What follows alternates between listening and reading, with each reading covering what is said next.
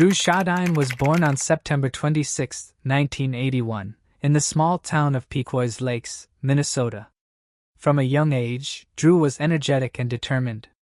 She enjoyed drawing, crafting, and staying active through basketball, volleyball, and golf. She also took part in several charity programs, always seeking ways to help anyone in need. Her kind nature and sincere warmth earned her many friends, and during high school, she was even chosen as prom queen. After finishing high school, Drew attended the University of North Dakota, where she pursued a major in fine arts. Although the campus was 3 hours away from her hometown, she made an effort to visit her parents whenever she could.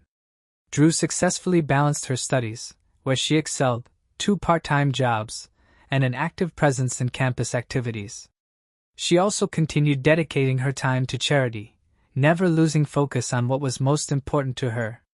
Additionally, Drew joined a special university program that allowed her to travel regularly, and she was particularly thrilled about her upcoming trip to Australia.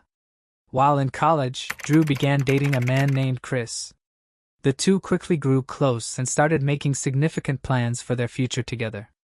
On November 22, 2003, 22-year-old Drew left for her regular weekend shift at the clothing store where she worked part-time. Later that night, she was scheduled to wait tables at a local club. After completing her first shift, Drew stopped by a store in the same mall, purchased a purse, and walked toward the parking lot. Along the way, she called her boyfriend Chris, and they spoke for about 4 minutes. But then, something unusual occurred. Drew suddenly went silent in the middle of the conversation. After a brief pause, she said, "Oh my God, okay." Then the call disconnected. At first, Chris didn't think much of it. He assumed the call had dropped as Drew walked through the parking lot or that her phone battery had died. 3 hours later, Chris received another call from Drew's phone. But when he answered, all he could hear was silence. There was a faint sound in the background, something that resembled wind, along with what seemed to be the noise of phone buttons being pressed. He called out Drew's name multiple times, but there was no reply. Chris tried calling her back, but Drew didn't answer. This time, he began to worry. He decided to contact her roommate to see if she had heard from Drew. The roommate said she hadn't spoken to her all day but reassured him, saying Drew was probably just busy with work and there was no reason to panic. Shortly after their conversation, however, Drew's roommate received a call from the manager of the club where Drew was supposed to work that evening. To her surprise, the manager said Drew hadn't shown up for her shift and hadn't called to inform anyone. This was completely unlike Drew, as she was always responsible and dependable. Remembering the strange call Chris had mentioned, the roommate began to fear that something might have happened. She started calling local hospitals, thinking Drew might have been admitted somewhere, but no one matching her description had been brought in. By that time, it was late in the evening, and the roommate decided it was necessary to contact the police. She explained that Drew had missed her shift, hadn't come home, and had some unsettling phone calls with her boyfriend. But the police didn't see any immediate reason for concern. To them, there wasn't enough proof that anything serious had occurred. After all, Drew was 22, so they simply advised waiting a bit longer before taking any steps. Still, Drew's roommate decided to take action herself and reached out to the University of North Dakota's campus police. Unlike the city police, they immediately got involved. Their first stop was the mall where Drew had worked that day. It was the last place anyone had seen or heard from her. When they inspected the parking lot, they found her car still parked in its usual spot, even though her shift had ended hours earlier. Another strange detail was that the car doors were unlocked. Inside, there were no signs of a struggle or anything to suggest foul play. But then, the officers noticed something very suspicious. On the ground near the car lay a small knife sheath. This discovery raised serious alarm, prompting the university police to contact the city police, who then joined the investigation. Officers requested CCTV footage from the parking lot, hoping for a lead. But there was a problem. Drew's car had been parked in a blind spot, entirely outside the camera's view. Determined to uncover what had happened, investigators turned to the mall's internal security footage.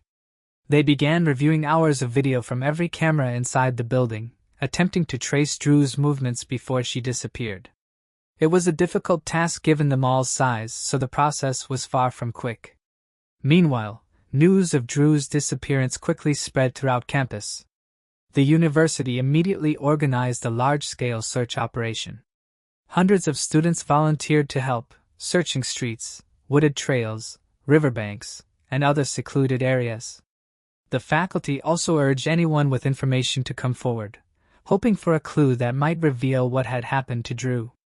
Meanwhile, police obtained Drew's phone records, which confirmed her boyfriend's account of their last call. But when they examined the phone's location data, they found something unusual. The cell tower pings showed that Drew's final call to Chris hadn't originated from the mall parking lot. Instead, it came from a nearby town, about a 30-minute drive away. Based on the timeline, investigators concluded that the noises Chris had heard during the call, like the wind and the sound of buttons, could have occurred while Drew was already in that other location. Since her car was still parked at the mall, it was clear that Drew couldn't have gotten there on her own. This led police to suspect that she had been abducted. Despite their exhaustive efforts, however, the next few days passed without any new leads. Officers continued reviewing the mall's surveillance footage while search teams scoured the city, desperately hoping to find even the smallest clue. 2 days later, the case finally took a turn. In a small town called Crookston, near where Drew's phone had last pinged, police discovered a black shoe by the riverbank. When they showed it to Drew's roommate, she immediately identified it as one of Drew's. This discovery deepened investigators' fears. If Drew had been abducted, the evidence suggested she had been taken far from her hometown. Police quickly contacted other departments in the area, sharing details of the case and requesting assistance in the search. Meanwhile, investigators finally located CCTV footage from the mall showing Drew on the day she disappeared. They saw her visiting several stores after her shift, seemingly shopping for Christmas gifts for her family and friends. This footage gave investigators a clear picture of what Drew was wearing at the time of her disappearance.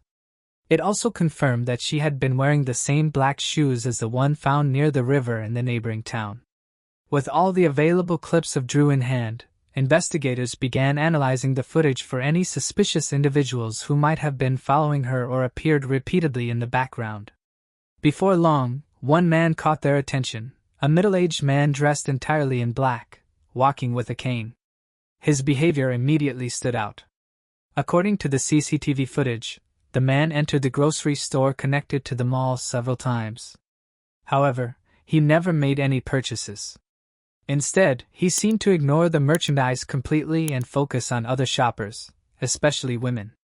Investigators soon spotted the same man on additional footage outside the store. He was sitting on a bench, observing people as they passed by. Then something especially suspicious occurred.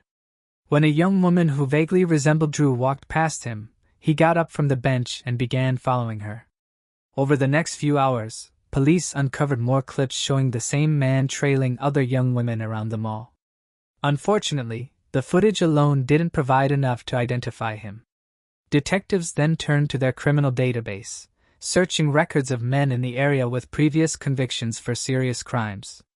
After compiling a list of 60 names, investigators narrowed it down to 4, eliminating anyone who didn't match the suspect's appearance. From the remaining names, they identified one man who bore a striking resemblance to the figure in the footage, 50-year-old Alfonso Rodriguez. Rodriguez had a long criminal history and a deeply troubled past. He had suffered from severe health issues since childhood, which made school and social interactions, especially with women, extremely difficult. For example, one of his legs was shorter than the other, forcing him to walk with a cane. Alfonso eventually turned to drugs, and at the age of 21, he had his first encounter with the law. He attempted to assault a woman who had offered him a ride home. Once inside her car, he pulled out a knife and tried to attack her, but the woman managed to fight him off. Soon after, he attacked 2 more women in the same month. He was sentenced to 5 years of mandatory therapy and later released back into the community. That same year, Alfonso was arrested again, this time on suspicion of assault. However, the prosecution couldn't gather enough evidence to convict him. Shortly afterward, he tried to abduct another woman, stabbing her during the attack. This time, he was caught and convicted. Rodriguez was sentenced to 23 years in prison but was released on May 1, 2003, just 7 months before Drew went missing. Even more concerning was that he had been placed under the supervision of relatives who themselves doubted whether he was ready to return to society. After his release, Alfonso moved in with his mother in Crookston, the very town where Drew's shoe had been discovered. Considering all of this, detectives were nearly certain Alfonso was connected to Drew's disappearance. On the 4th day of the investigation, they brought him in for questioning. Alfonso admitted to being at the mall but insisted he had nothing to do with the abduction. He claimed he had gone there to watch a movie at the theater inside the mall. He even named the film, but when investigators checked, they discovered that the movie wasn't showing, either at that theater nor anywhere in town. Realizing Alfonso had lied, the police requested to search his car. To their surprise, he agreed without demanding a warrant. Inside, they found a store receipt showing he had purchased a pocket knife. When detectives examined the knife's model, they determined that the sheath found near Drew's car was an exact match. But that wasn't the most disturbing discovery. The knife itself was also in Alfonso's car, submerged in a bottle filled with cleaning solution. When forensic specialists examined the vehicle, they found traces of wiped blood. They managed to extract a DNA sample, which matched DNA taken from Drew's toothbrush perfectly. Additionally, they found a woman's shoe and another knife in the car. The latter had not been soaked in cleaning fluid. When tested, it contained traces of blood that DNA analysis confirmed belonged to Drew. By December 10th, with all this evidence assembled, Alfonso was arrested and charged with kidnapping and suspected murder. However, despite how incriminating the case appeared, detectives still didn't know exactly what had happened to Drew or where she was. Alfonso refused to confess, so the police focused all their efforts on locating her.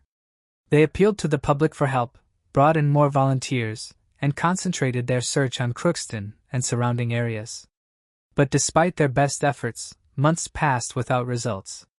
Heavy snowfall that winter made things even more difficult, preventing search teams from reaching remote locations.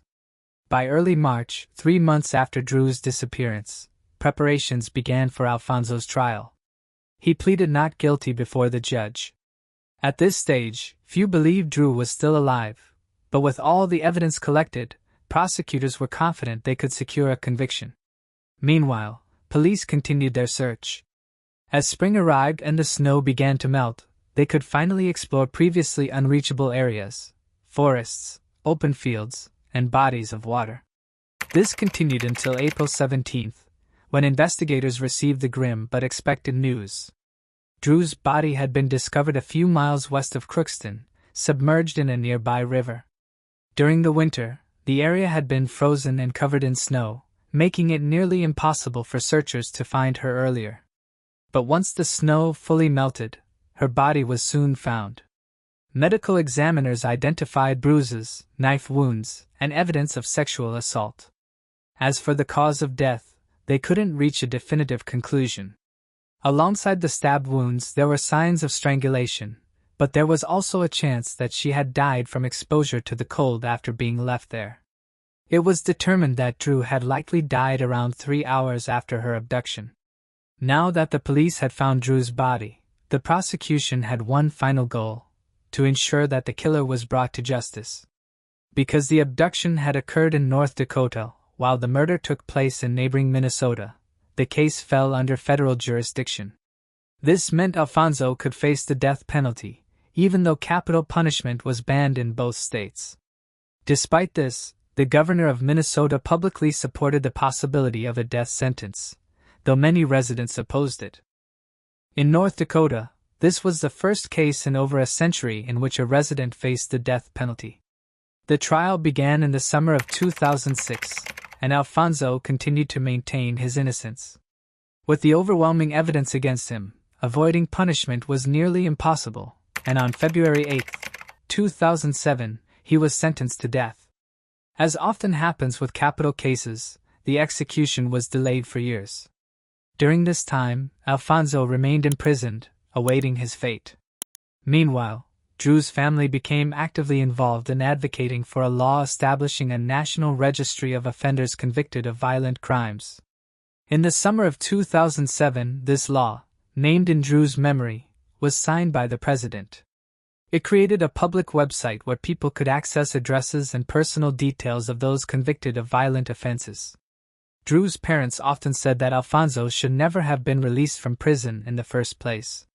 Later, even the doctor who had overseen Alfonso's mandatory rehabilitation spoke publicly, telling reporters he had strongly opposed his release.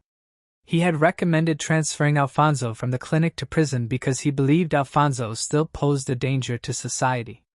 Despite these warnings, Alfonso had been released back into the community, a decision that ended in tragedy. Unfortunately for Drew's family, Alfonso Rodriguez's sentencing did not mark the end of the case. In 2011, Rodriguez's attorneys filed an appeal, claiming their clients suffered from developmental issues. While that first appeal was unsuccessful, a second one filed 10 years later, in 2021, proved far more effective. This time, the judge ruled in favor of the defense. He acknowledged evidence indicating that Rodriguez did have developmental challenges and noted that his lawyers hadn't been given a fair opportunity to present these details during the original trial. The judge also emphasized Rodriguez's troubled upbringing and significant health problems. The defense further argued that the medical examiner who had testified during the trial exaggerated the severity of Drew's injuries, implying that the truth was not as horrific as it had been portrayed. All this ultimately led to the case being reopened, leaving Drew's family once again fighting for justice. In the end, the judge overturned Rodriguez's death sentence and ordered a new trial. As a result, in March 2023, Alfonso was sentenced to life in prison without the possibility of parole. What's particularly unsettling is that Rodriguez had already confessed to the crime during a 2013 interview from death row. Nevertheless, he will now spend the remainder of his life behind bars, no longer facing execution. In Drew's memory, her university established a scholarship that remains active to this day. Her family also created a memorial garden in her hometown, and plans are underway to build another memorial on her university campus. If you found this case intriguing, make sure to like and subscribe. We upload new crime case videos every night. Stay tuned and brace yourself for what's coming next.